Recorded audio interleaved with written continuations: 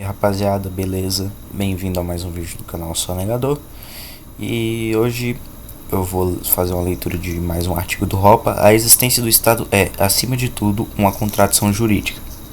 Quem afinal controla e regula o Estado? Vou fazer essa leitura desse artigo. E bom, vamos começar logo sem enrolação. Vamos lá no meu canal na Odyssey. Bom, qual é a definição técnica de Estado? O que uma instituição deve ser capaz de fazer para ser classificado como um Estado? Essa instituição deve ser capaz de fazer com que todos os conflitos entre os habitantes de um dado território sejam trazidos a ela para que tome a decisão suprema e dê sua análise final. Mais ainda, deve ser capaz de fazer com que todos os conflitos envolvendo ela própria sejam decididos por ela ou por seus funcionários. Ou seja, todos os conflitos que não só pessoas externas, o Estado vai mediar, mas os conflitos envolvendo o próprio Estado ele também vai mediar. Não, com certeza ele não vai mediar em favor da sua própria causa, com certeza. Vamos lá. Ou seja, o Estado é um agente que detém o monopólio da tomada suprema de decisões para todos os casos de conflitos dentro de um território. Esse agente, por definição, tem o poder de proibir todos os outros de agirem como juiz supremo, né? Obviamente não tem competição na justiça. Baseando-se nessa definição de Estado, é fácil entender porque existe um desejo de se controlar um Estado. Quem quer que detenha o monopólio da arbitragem final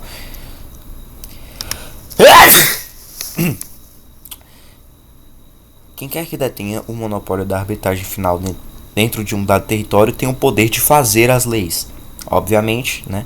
E aquele, vai falar agora, aquele que puder legislar, inclusive em sua própria causa, está em uma posição invejável.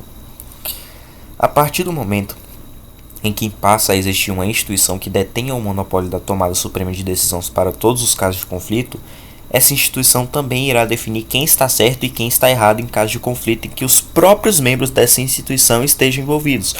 Obviamente eles vão falar que eles estão certos. Óbvio.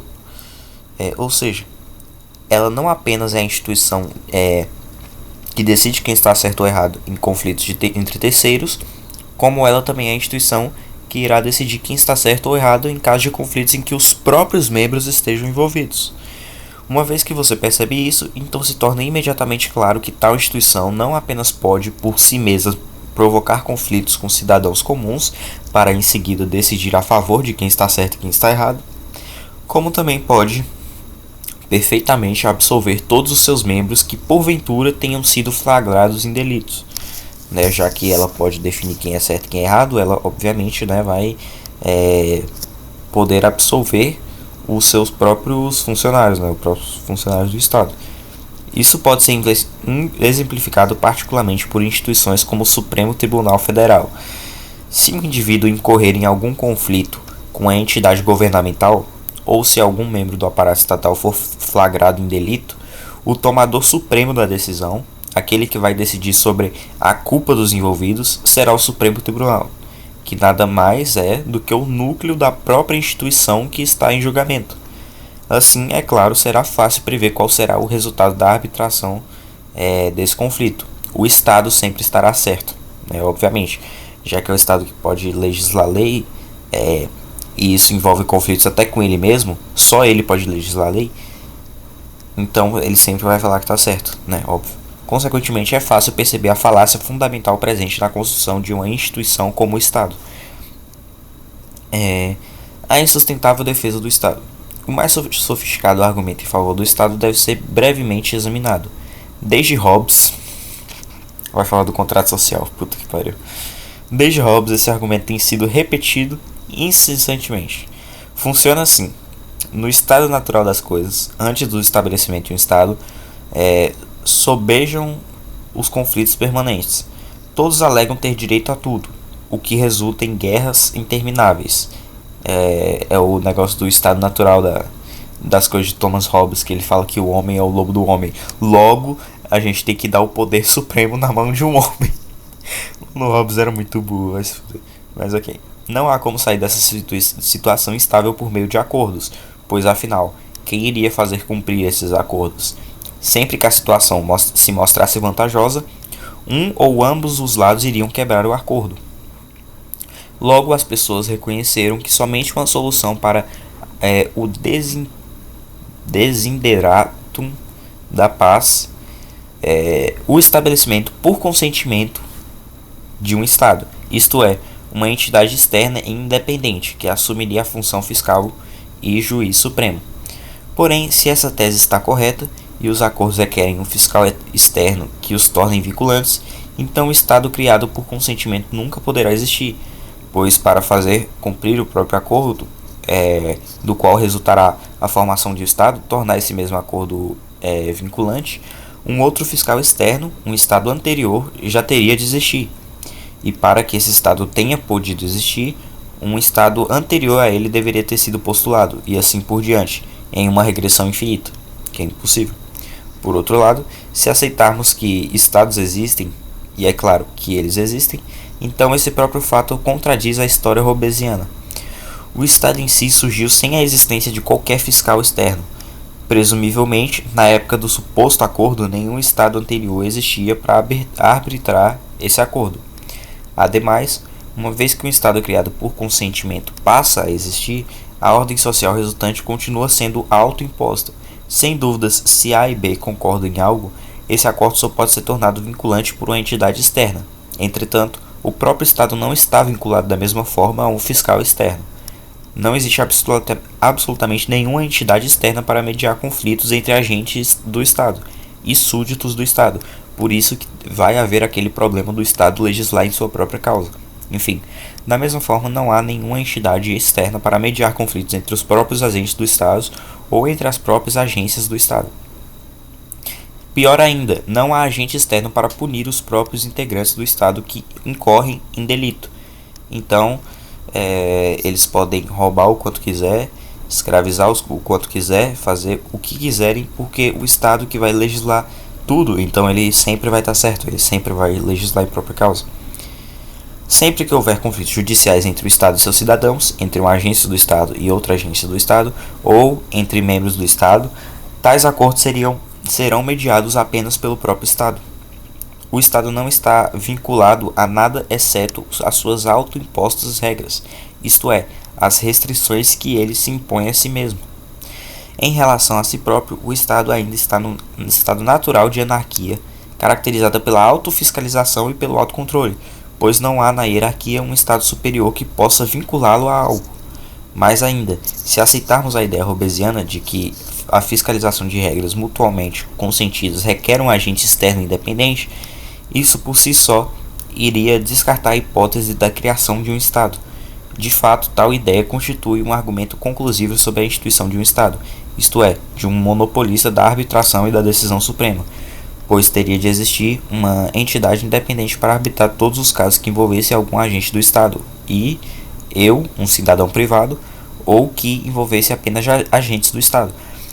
Então, calma aí. O Hobbes, ele fala que tem que ter um mediador entre conflitos, mas a partir do momento que você coloca um mediador, não tem ninguém para mediar esse mediador.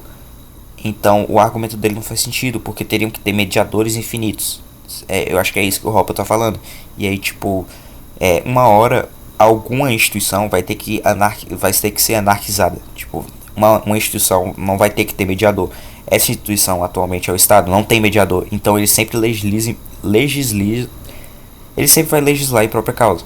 Ele sempre vai falar que ele está certo, ele nunca vai julgar ele mesmo. Então não faz sentido a ideia de Hobbes, nenhum sentido.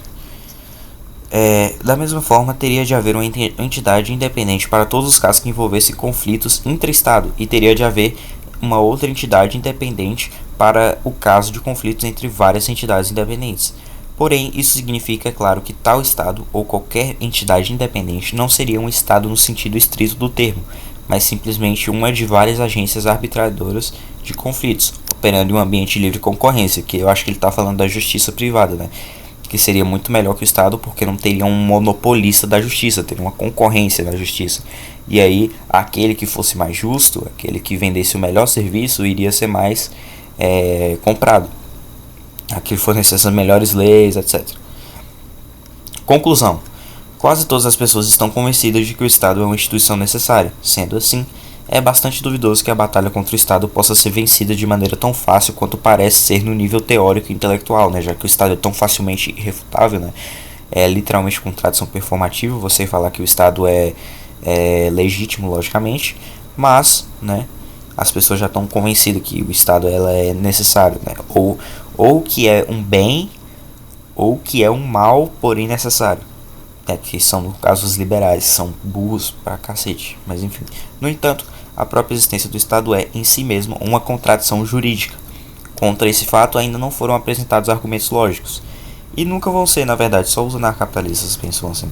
Né? Só a ética libertária que é consistente logicamente, então os outros vão querer justificar isso, mas tudo bem. Sendo assim, resta-nos apenas nos divertir um pouco à custa de nossos oponentes defensores do Estado. Para isso, sugiro que você persistentemente os confronte com a seguinte charada. Vamos ver. Imagine um grupo de pessoas sempre alertas à possibilidade do surgimento de conflitos.